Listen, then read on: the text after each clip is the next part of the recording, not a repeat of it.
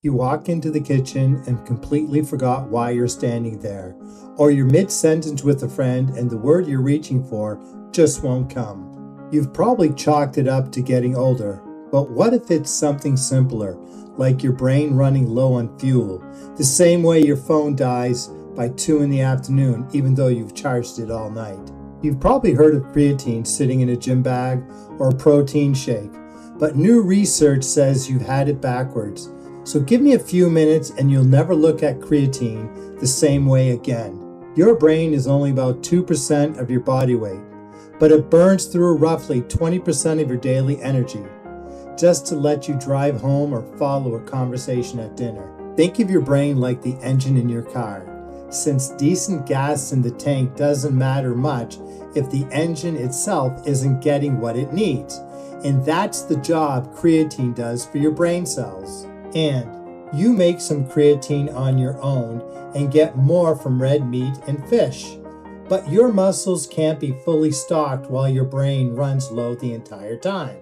Like a house where every room has power except the one you actually live in. Scientists have confirmed this with brain scans, since when you take creatine, your brain's own creatine levels rise measurably.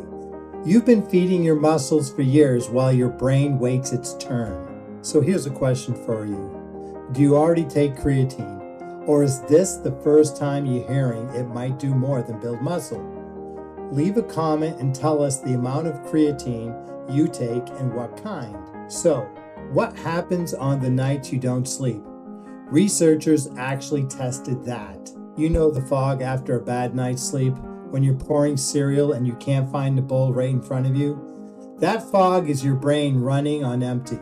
In 2024, researchers kept people awake overnight and gave some of them a single high dose of creatine, then tested their memory and reaction time. The creatine group performed measurably better, almost like someone had handed their brain a spare battery in the middle of the night.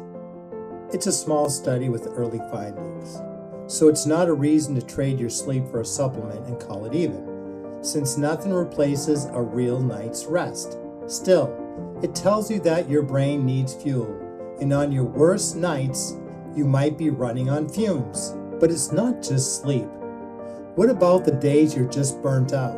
You know that feeling when you're doing everything right, and it still feels like you just can't fully wake up. Studies show creatine gives people faster relief when they're already dealing with depression, especially women, sometimes within 2 weeks. But other studies found it did nothing at all. So the science is split, and nobody's claiming this is some miracle fix. Depression can drain energy from a specific part of your brain, and creatine may help refuel that, though it's not a fix.